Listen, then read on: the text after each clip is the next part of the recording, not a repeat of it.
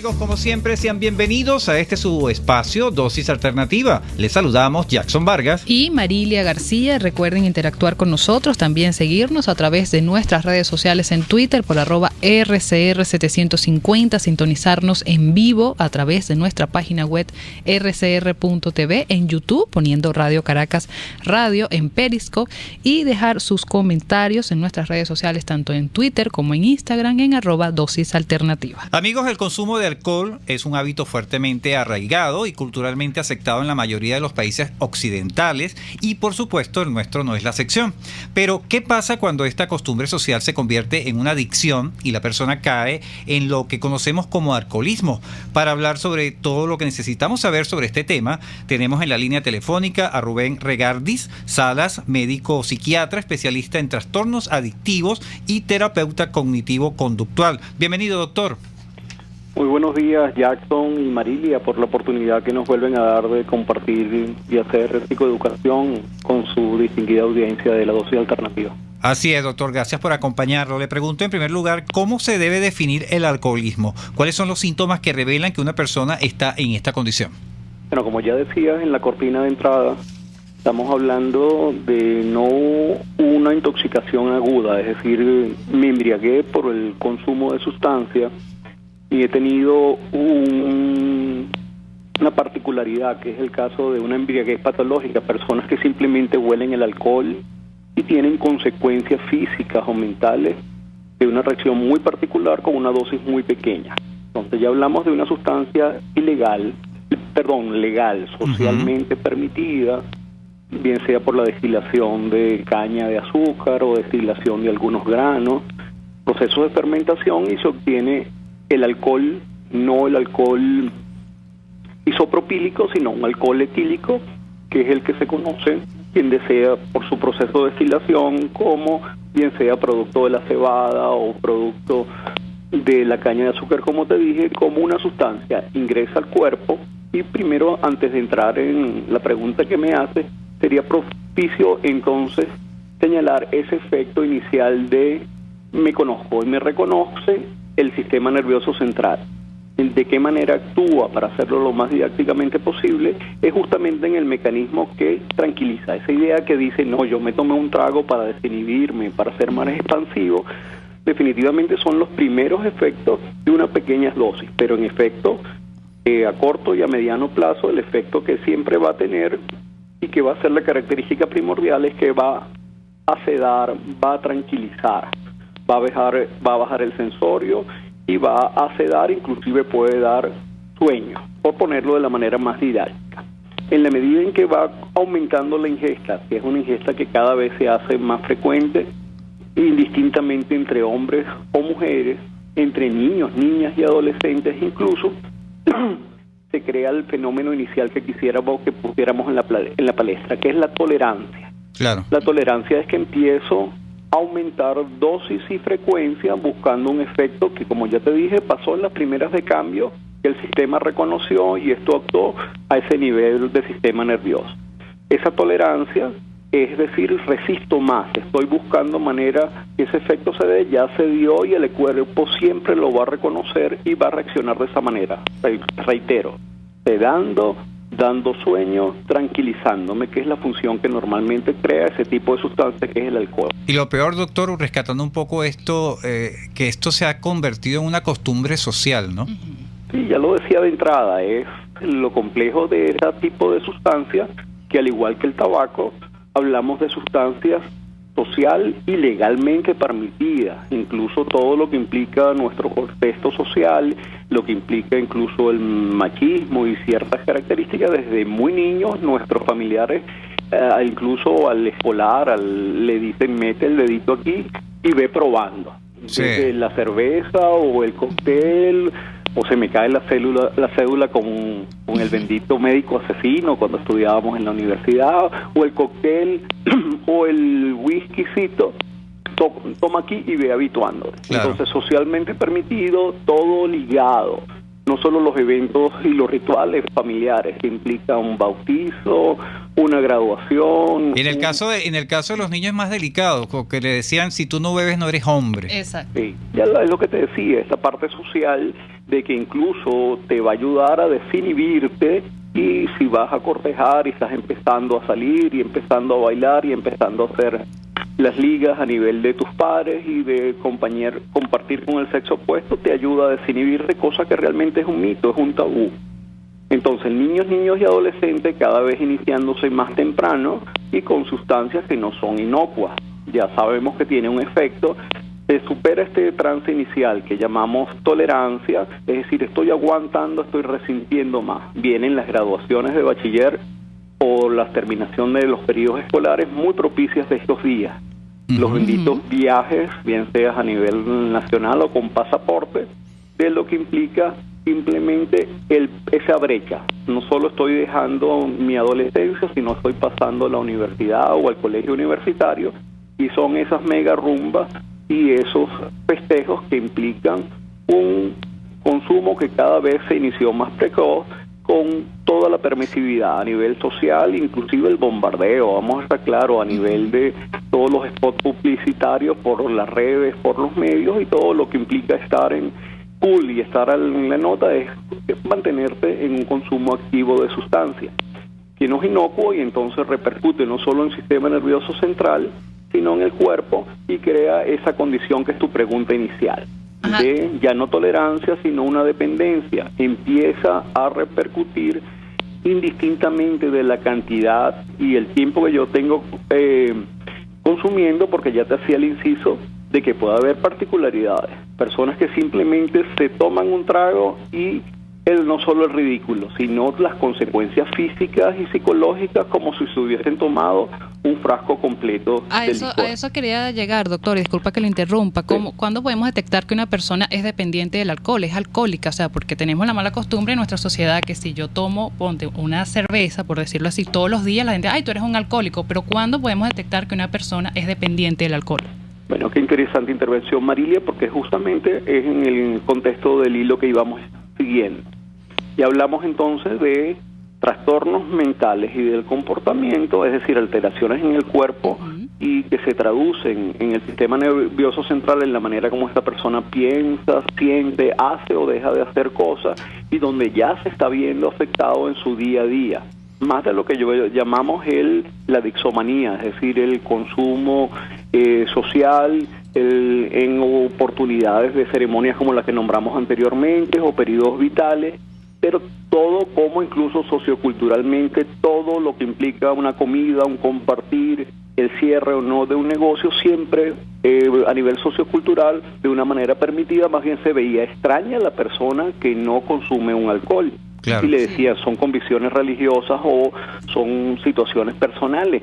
No, entonces justamente cuando empieza a repercutir en mis ámbitos, a nivel personal, a nivel de mi desempeño en trabajo e incluso en la queja física, porque no es inocuo. Esta sustancia, el licor, el alcohol, indistintamente de su marca de origen, afecta directamente, por decir, el que lo metaboliza, el hígado.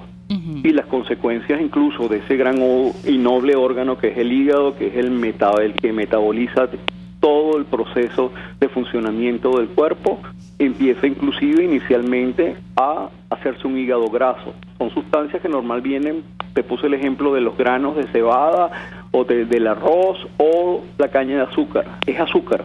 Claro. Entonces va como enchumbando el hígado y viene el hígado graso, vienen las complicaciones como la cirrosis hepática, vienen complicaciones médicas, físicas, y van desencadenando en situaciones de innubilación. Me dices ya, entonces repercute a nivel físico y mental, y ya hablamos de un alcoholismo cuando cambia y repercute en cualquier ámbito de mi vida, ¿de acuerdo? Claro. Y las manifestaciones, cosas muy características como empiezo a tener cosas muy características como lagunas mentales, como algo muy cardinal que son esas celotipias, unos celos locos con los allegados, familiares, conocidos o parejas, de una manera... actitud agresiva también, ¿no? Puede haber, sí, en efecto. Repercute no solo en el sistema nervioso, en la parte que ceda, sino en múltiples sistemas, y pueden haber complicaciones. Y qué bueno que me traes la parte de la agresividad y la violencia, es desmistificar que es un enfermo mental y que es un violento, que es un loco. No, es que ya están teniendo, puede o no haber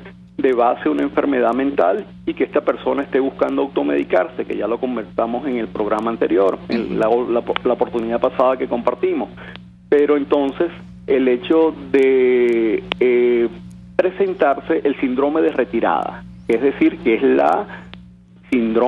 síndrome de abstinencia, así como un heroinómano, así como presenta esos síndromes muy aparatosos de retirada, significa son las reacciones físicas y mentales que empieza a presentar el alcohólico cuando deja de beber. Ya estoy no solo habituado, estoy dependiendo, y a diario tengo un consumo ya no perjudicial, sino es que tengo un síndrome de dependencia. Es decir, cuando freno y dejo de consumir, el cuerpo chilla y aclama. Claro. Le pide. No digo la grosería, pero es así. Los mismos efectos de una droga cualquiera, ¿no? Como... Es así, Jackson. Justamente, y te puse el ejemplo paralelo del opio. Te estoy diciendo un heroinómano que hace un curro, que hace un mono, por llamarlo en la jerga calé, es decir, un síndrome de abstinencia tan aparatoso. Entonces me explico, empieza a tener incoherencia, empieza a tener temblores. Es el típico y característico, una de las cosas más notables es eso, un temblor en las manos, ¿de acuerdo? Pero puede empezar a complicarse, a tener agitación psicomotriz, que es lo que decía Marilia, ponerse acelerado, inquieto, interfiere en toda la actividad del día. Un dato muy característico es el sueño, se interfiere por completo el ritmo vigilia-sueño. Pueden presentarse complicaciones a nivel psicológico, ya se pasa hacia la parte de la psiquiatría, y esas alteraciones sensoperceptivas, es decir, las alucinaciones muy características, pero muy bizarras, es decir, aparecen alucinaciones de animales, pero muy pequeños, es lo que se conoce como alucinaciones liliputienses, o todo lo contrario, animales muy grandes que están invadiendo y acosando toda su integridad física. Así es, doctor. Vamos a detenernos allí, vamos a ir a la pausa, amigos. Estamos conversando con Rubén Regardiz Salas, médico psiquiatra, especialista en trastornos adictivos y terapeuta cognitivo-conductual sobre el alcoholismo. Vamos a la pausa y ya regresamos. Volvemos en breve con más Dosis Alternativa. Porque en la gama de posibilidades, usted toma la decisión. Solo por RCR 750 AM y rcr.tv. Puede seguir nuestra programación a través de rcr.tv, la radio que se ve. La sonrisa es nuestra mejor carta de presentación y la doctora Yoconda Mazzochín te ofrece los mejores y más accesibles servicios odontológicos para que adultos y niños luzcan una dentadura impecable. Te ofrecemos blanqueamientos, prótesis dental y un excelente diseño virtual de sonrisa. Estamos ubicados en Bellomonte, Torre Financiera, Caracas. Contáctanos por el 0212-751-5165 o el 0424-208-0402 y en Instagram por @od_YocondaM. Porque las oportunidades se dan una sola vez, ni lo pienses. Ávila Gallery está rematando todas sus obras con precios de locura. Pinturas, esculturas, artesanías y mucho más. Llámanos 0414-127-4060. Estamos en el lobby del Hotel Ávila de San Bernardino y en Instagram @Ávila Gallery 1 en número. Recuerda, 0414-127-4060. Ávila Gallery, tu centro de arte moderno. Tu centro de arte moderno. Desde los sectores populares del país se escucha una clara señal. Es el radar de los barrios. Evelyn Martínez y la red de ciudadanos le invitan a identificar amenazas, ubicar soluciones y hacer seguimiento eficiente a las problemáticas de cada sector. Un espacio contra la polarización donde se construye de abajo hacia arriba y de adentro hacia afuera. El radar de los barrios, de lunes a viernes, a partir de las 10 de la mañana, solo por RCR 750 AM. les estamos presentando Dosis Alternativa con Marilia García y Jackson Vargas, solo por RCR 750 AM y RCR.tv, la radio que se ve.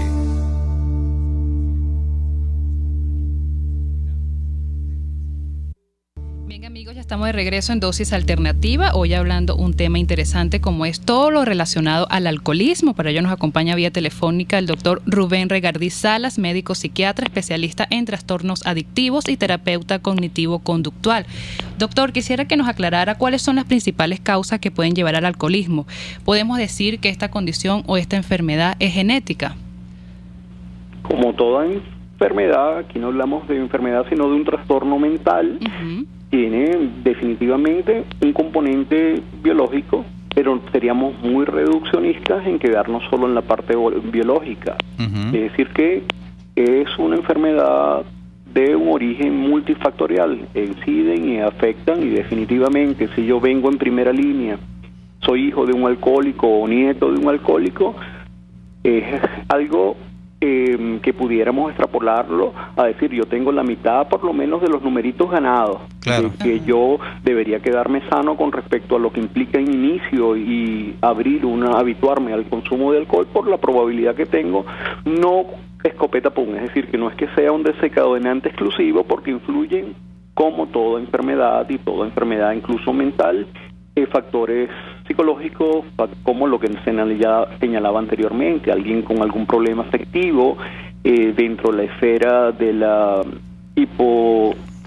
hiperactividad o con ánimos exacerbados, que busque automedicarse o sedarse, o esta misma ansiedad y estrés que manejamos en estos días, que haya aprendido a automedicarse con una sustancia que es socialmente permitida, como es el caso del alcohol, que ahí hablamos de las comorbilidades, personas con patologías duales que se han habituado y que han caído en un alcoholismo paralelamente teniendo un trastorno afectivo o teniendo un problema de ansiedad.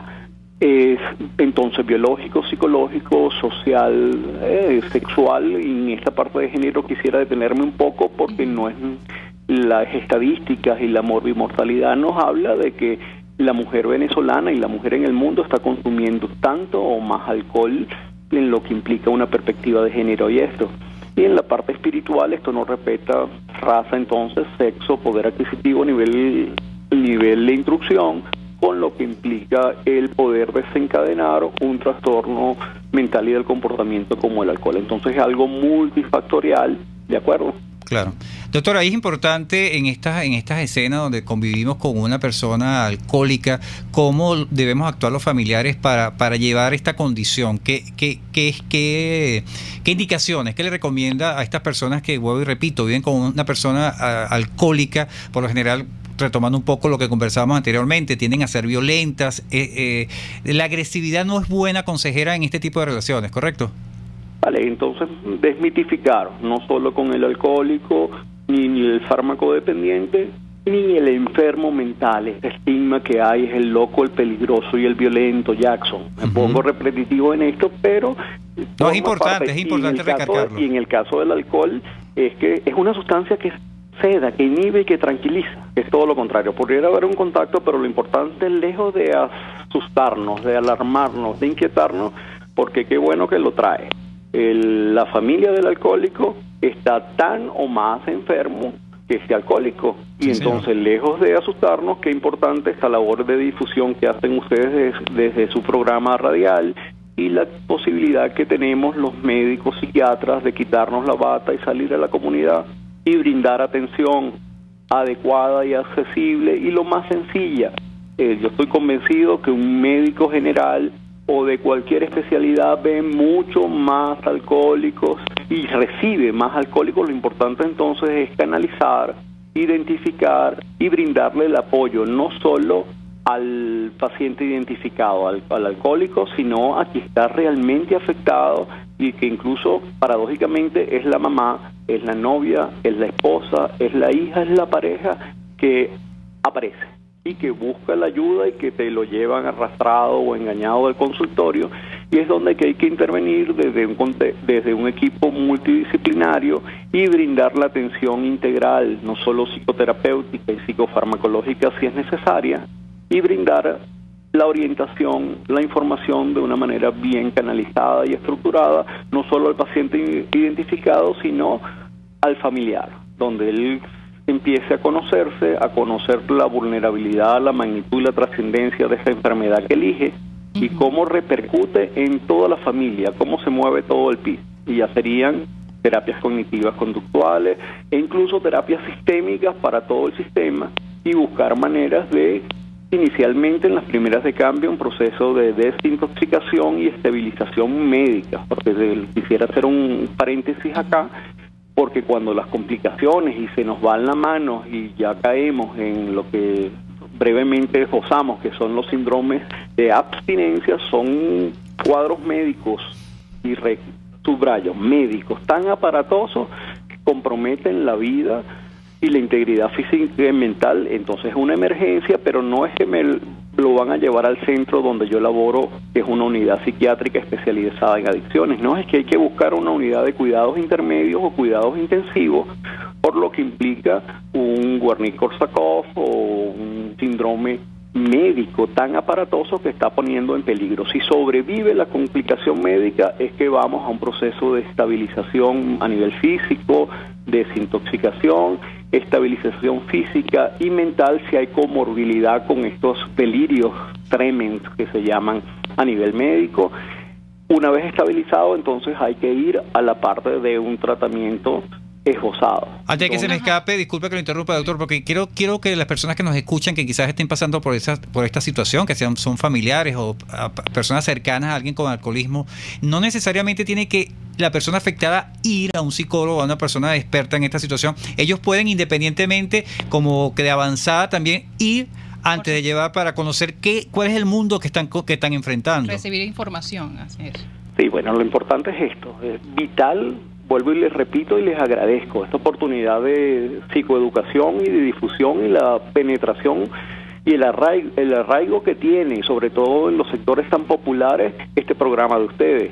Pero no es quedarnos en la información, va a haber la resistencia. Ningún enfermo mental, iba a decir en su sano juicio, pero es que definitivamente está afectado física y mentalmente y rechaza. Yo no necesito, yo no estoy loco, yo no estoy enfermo, yo puedo con esto solo. ¿De acuerdo? Hay mucha información en las redes, hay miles de información en todo lo que implica el mundo 2.0, pero definitivamente si tú estás enfermo, en este caso es como hemos venido llevando el programa, puedo extrapolarlo. Aquí puede haber una apendicitis o aquí puede haber una peritonitis.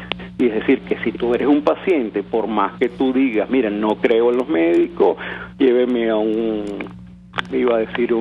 MCI, pero a un CDI, llévenlo a un médico especializado. En este caso, el ideal sería un psicólogo o un psiquiatra, ¿de acuerdo? Que son las personas entrenadas para abordar los trastornos mentales y del comportamiento. Si requieren una intervención médica, no nos podemos salvar el paso de ir a estudios médicos integrales por un equipo multidisciplinario a nivel médico y psicológico, y ya iniciar un programa de rehabilitación implica el comienzo de un proceso de tratamiento que implica no solo la intervención individual, no podemos dejar por fuera la familia, y bien sea en comunidades terapéuticas, en modelos hospital día o modelos muy particulares. No podemos ser más papistas que el Papa. Yo, como estoy convicto y confeso, doctor, que es una enfermedad mental, debe tener la batuta de un sistema médico, pero modelos muy probados y muy eficaces como Alcohólicos Anónimos, como grupos primarios de apoyo y sus 12 pasos, y Al-Anon, que es para los familiares, funcionan para el que definitivamente está motivado y seriamente interesado en superar esta compleja enfermedad. Así es, doctor, se nos ha agotado el tiempo. Rápidamente sus redes sociales para que lo contacten las personas que lo están escuchando. Bueno, estamos en Twitter como @rregardiz y en Facebook como Rubén Regardiz. Le damos las gracias, doctor, por habernos acompañado hoy en nuestro programa, hablándonos todo lo relacionado al alcoholismo. Era Rubén Regardiz Salas, médico psiquiatra, especialista en trastornos adictivos y terapeuta cognitivo-conductual. Estuvimos trabajando para ustedes en la Dirección General de la Estación, Jaime Nestares. En la gerencia de producción, Wilix Arcaya. En los controles, César Arteaga. Recuerden seguir interactuando con nosotros a través de nuestras redes sociales, en Twitter por @RCR750, en Periscope también por @RCR750, en nuestra página web RCR rsr.tv y en nuestras redes sociales @dosisalternativa. Les invitamos a que continúen ahora con el Radar de los Barrios. Hasta aquí, esta emisión de Dosis Alternativa. Nosotros le proporcionamos